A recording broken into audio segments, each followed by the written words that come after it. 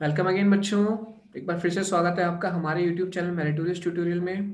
बच्चों हमारा चैप्टर चल रहा है द एज ऑफ इंडस्ट्रियलाइजेशन। बच्चों आज हमारा 7th लेक्चर है और आज हम लोग 6th पार्ट पढ़ने वाले हैं मार्केट फॉर गुड्स। आज हमारा चैप्टर कंप्लीट हो जाएगा। जैसा कि इसके बाद मैंने बताया है, इसके बाद हम लोग रिवीजन सीरीज स्टार्ट करने वाले हैं। अगर बच्चों अभी तक सब्सक्राइब नहीं किया है तो चैनल को सब्सक्राइब करके अपने फ्रेंड्स के संग शेयर कर दीजिएगा। हम लोग स्टार्ट कर रहे हैं मार्केट फॉर गुड्स। क्या देखना है आज हमें? सबसे पहले हम लोग डिस्कस कर लेते हैं क्या देख रहे हैं। जैसे कि हमारे टॉपिक का नाम है मार्केट फॉर गुड्स। अब हम लोग देखने वाले हैं कि ब्रिटिशर्स किस तरीके से इंडियन मार्केट में अपने प्रोडक्ट को सोल्ड सोल्ड करने की कोशिश करते थे, किस तरीके से बेचने की कोशिश करते थे, और किस तरीके से जो इंडियन प्रोड्यूसर्स थे उनको काउंटर करते थे, रोकने की कोशिश करते थे या अपना माल बेचने की कोशिश करते थे। तो इसका एक तरीका होता है एडवर्टाइज करना। तो बेसिकली इस टॉपिक में हम लोग वही पढ़ने वाले हैं। चले हम लोग स्टार्ट करते हैं। We have seen how British manufacturers attempted to take over the Indian market and how Indian weavers and the craftsmen, traders, and the industrialists resisted colonial control, demanded tariff protection, and created their own space and tried to extend the market for the produce. हम लोग देख चुके हैं कि किस तरीके से Britishers ने हमारे इंडियन मार्केट को टेक ओवर करने की कोशिश की। फिर ये भी हम देख चुके हैं कि किस तरीके से जो इंडियंस थे, जो इंडियन वीवर्स थे या ट्रेडर्स थे या क्राफ्ट पर्सन थे या इंडस्ट्रियलिस्ट थे, उन्होंने कैसे उनको रोका, किस तरीके से डिमांडेड टैरिफ प्रोडक्शन की डिमांड की, टैक्स टैक्स रिड्यूस करने की या इंपोर्ट ड्यूटीज बढ़ाने की। जो इंडिया में माल आ रहा है उस पर इंपोर्ट ड्यूटीज बढ़ा दो तो उनका माल यहाँ पर आकर महंगा हो जाएगा। क्रिएटेड देयर ओन स्पेस, अपने लिए स्पेस बनाया माल बेचने के लिए। किस तरीके से फर्स्ट वर्ल्ड वॉर के समय और उसके बाद अपने मार्केट को एक्सपैंड किया। चले अब हम लोग देखते हैं माल बेचा किस तरीके से जा रहा था, किसके through. But when new products are produced, people have to persuaded to buy them. They have to feel like using the product. How was this done? जब कोई भी नया प्रोडक्ट लॉन्च होता है, आज भी जब कोई नया प्रोडक्ट लॉन्च होता है, जैसे मैं ही शुरू में आपसे बोलता हूँ कि भाई चैनल को सब्सक्राइब कर लो, हाँ अगर नहीं किया हो तो कर लेना। ठीक है, इस तरीके से मैं अपने आप को एडवर्टाइज कर रहा हूँ अपने चैनल को। आपने देखा होगा गूगल पे, यूट्यूब पे, सब जगह अपने एडवर्टाइजमेंट देखे होंगे। आजकल जब हम लोग सुबह उठते हैं और रात को सोते हैं तब तक हम लोग एडवर्टाइजमेंट्स के आसपास या एडवर्टाइजमेंट से घिरे रहते हैं। न्यूज़पेपर्स में या फ़ोन सबके हाथ में है, आप कोई भी वीडियो चलाएं यूट्यूब पर या कुछ भी करें, कोई वेबसाइट खोलें या कोई ब्लॉग खोलें, आपको उस पर भी ऐड दिख जाएंगे, गूगल ऐड दिख जाएंगे। टेलीविजन पे तो ऐड चलते ही रहते हैं, सुबह न्यूज़पेपर्स में चलते रहते हैं। आप मार्केट में बाहर घूमें, आपको होर्डिंग्स दिख जाएंगे, ठीक है ना, दुकानों के बाहर रखे दिख जाएंगे। तो एडवर्टीजमेंट का टाइम है। पहले एडवर्टीजमेंट किस तरीके से होता था, तो लोगों को परस्यूट किया जाता है, मतलब लोगों पर को जोर दिया जाता है। जोर देने का मतलब ये नहीं जबरदस्ती की जाती है, आपको उस चीज की नीड दिखाई जाएगी। जैसे मैं एग्जांपल लेता हूँ हार्पिक का। हार्पिक बाथरूम क्लीनर आता था, अब हार्पिक शायद किचन क्लीनर भी आ गया। तो भाई पहले बाथरूम क्लीनर था, अब किचन क्लीनर था। जब कंपनी के पास नहीं था तो कंपनी उस बारे में कुछ नहीं बोलती थी। अब कंपनी बताती है भाई आपको बाथरूम क्लीनर किस तरीके से अलग है और किचन क्लीनर किस तरीके से अलग है। ठीक है, इवन फ्लोर क्लीनर किस तरीके से अलग है, मतलब आपको उसमें डिफरेंस बताया जाएगा। भाई हो सकता है पहले आप शायद सेम चीज यूज करते हो क्लीन करने के लिए, अब आपको डिफरेंस बताया जाएगा, वो ब्लू और रेड करके शायद आता है। ठीक है, तो आपको डिफरेंस बताया जाता है कि भाई ये अलग कैसे है, ये बेटर क्यों है। मतलब आपको एक तरीके से परसुएट किया जा रहा है कि भाई उस चीज को खरीदो, या कोल्ड ड्रिंक हो या कोई भी चीज हो। जैसे कोई कोल्ड ड्रिंक को बड़े स्टार से ऐड करवाते हैं तो हम लोगों को लगता है हाँ भाई इसको पीना बड़ा कूल होगा।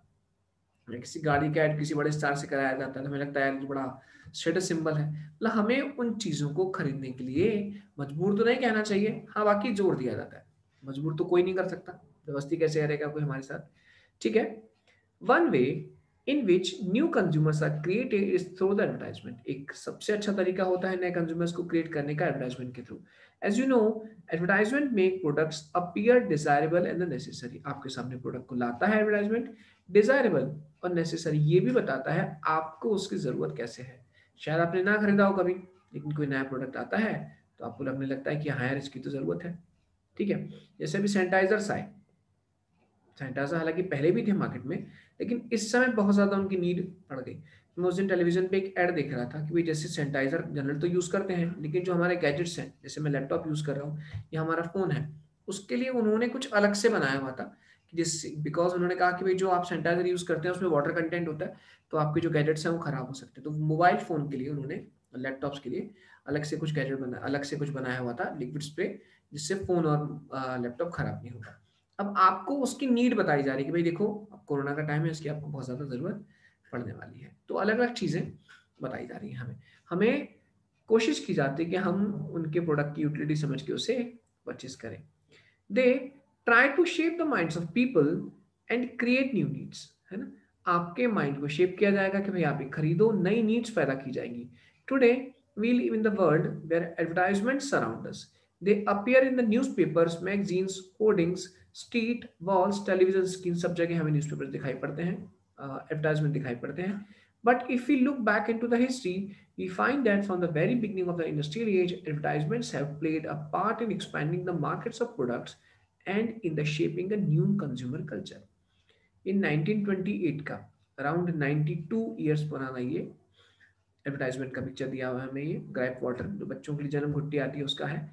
तो हम समझ सकते हैं कि शुरुआत से लगभग आज से 100 साल पहले या 80 ईयर्स पहले या 19 ईयर्स पहले भी एडवर्टाइजमेंट की इंपॉर्टेंस थी।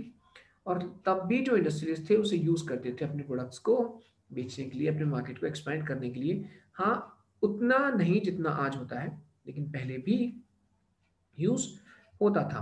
When Manchester industrialists began selling cloth in India, they put labels on the cloth bundles. The label was needed to make the place of manufacture and the name of the company familiar to the buyer. The label was also to be mark of the quality. When buyers saw made in Manchester written in the bold on the label, they were expected to feel confident about buying the cloth. जब Manchester goods यहाँ बेचे जाते थे, जब Manchester का कपड़ा यहाँ बेचा जाता था, they put labels on the cloth bundles, तो लेबल्स लगाते थे। The label was needed to make the place of manufacture, उसमें बताना होता था, जैसे आज भी होता है पैकेट के पीछे देखते हैं कि कहाँ बना है, ठीक है। Name of the company familiar to the buyer, जैसे फॉर एग्जांपल हम एमडीएच की बात करते हैं, जैसे एमडीएच मसाला सब लोगों के लिए फैमिलियर है, आप लोग खरीदेंगे तो आपको पता होगा हाँ यार इसका प्रोडक्ट अच्छा होता है, हमें पता है। अगर वो उस पर नाम ना लिखे, मसाला बेचते रहे मार्केट में, तो उनकी रेपुटेशन कैसे बन पाई। आप किसी दुकान के पास तो जाकर खरीदेंगे कि हाँ इस दुकान से मैं मसाला खरीदता हूँ, वो एमडीएच से खरीदते हैं, लेकिन पैकेट पर कोई नाम नहीं होता। आप जाकर उनसे बोलेंगे वो मसाला देना जो पिछली बार दिया था, क्या जरूरी है आपको वही मसाला दें, हो सकता है वो कहीं से सस्ता मसाला खरीद के आपको दे दें। तो ब्रांड नेम नहीं बन पाया, इसलिए एक फिक्स नाम बना दिया जिससे पता लग जाए कि हाँ हम तो भाई एमडीएच का ही खरीदते हैं, या हम तो ठीक है नाइकी के शूज पहनते हैं, एडिडास के शूज पहनते हैं, हमें वो अच्छा लगता है।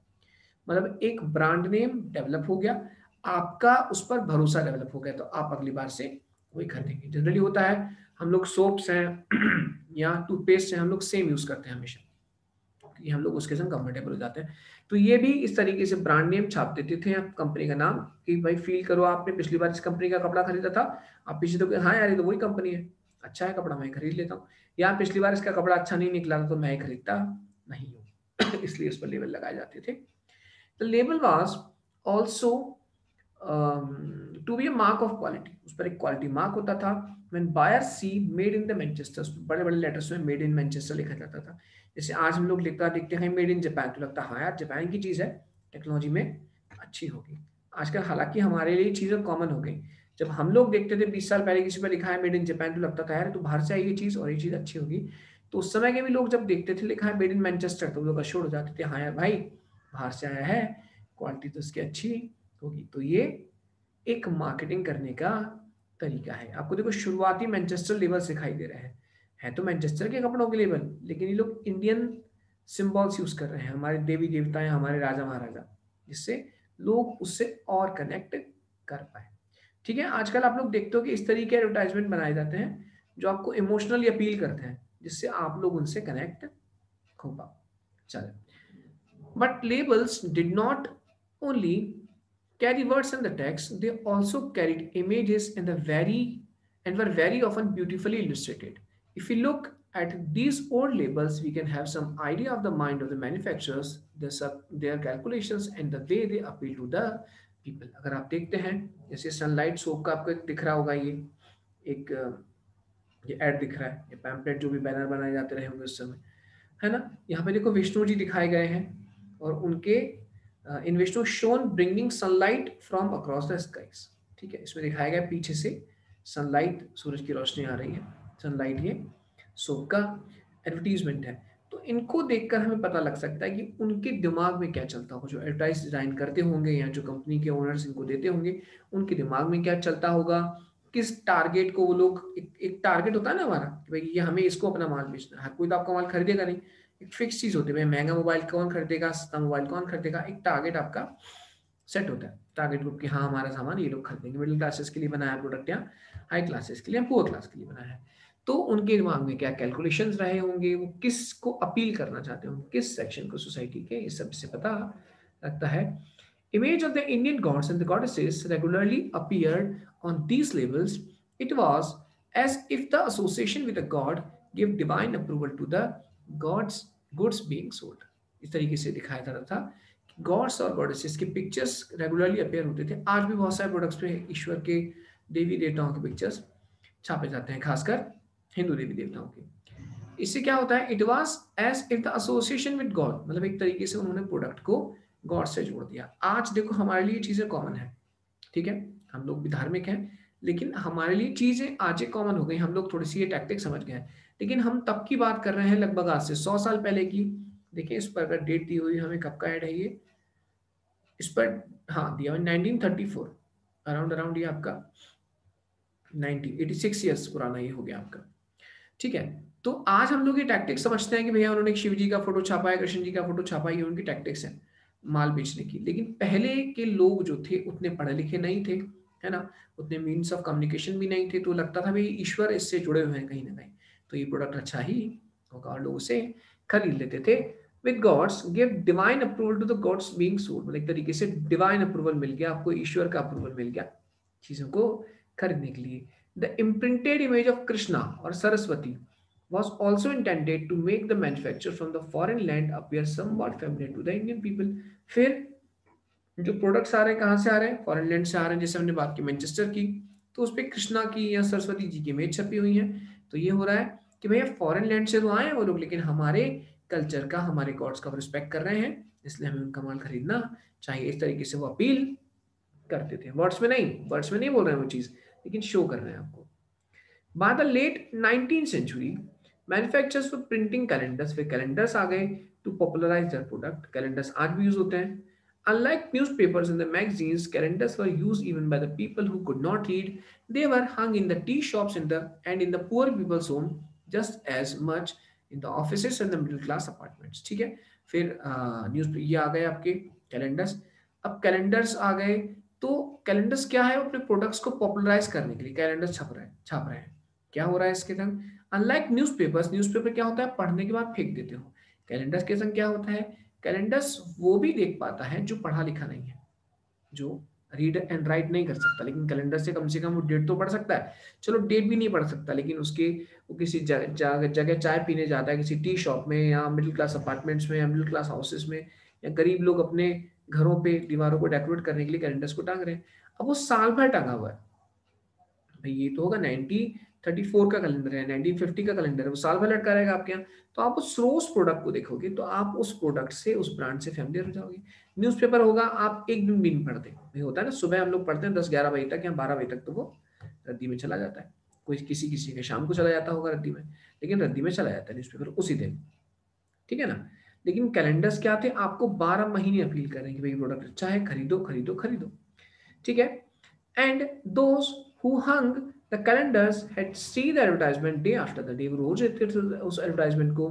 Through the year, in these calendars once again we see the figures of gods being used to sell new products. इसमें भी जो हिंदू देवी देवता हैं, ईश्वर के पिक्चर्स छापे जाते थे देवी देवताओं के, जिससे लोग अपील हो पाए और खरीदे उनको, ठीक है। Like the images of God, figures of the important personage, emperors and the nawabs adorned advertisement in the calendars. मतलब देवी देवताओं के अलावा जो इंपॉर्टेंट फिगर्स थे, देखिए मैं आपको दिखाता हूँ।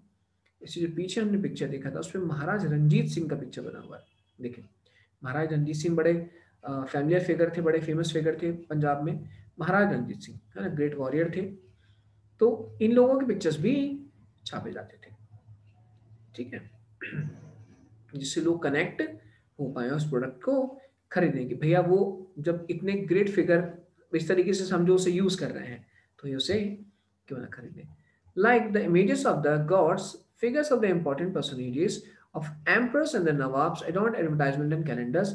The message was very often seemed to say, if you respect the royal figure, then respect this product. अगर आप मतलब ऐसा वर्ड्स में नहीं बोल रहे हैं, लेकिन एक मैसेज है कि अगर आप उस रिस्पेक्ट करते हो उस रॉयल फिगर की, है ना, तो उस प्रोडक्ट को खरीद लो. When the product was being used by the kings or produced under a royal command, its quality could not be questioned.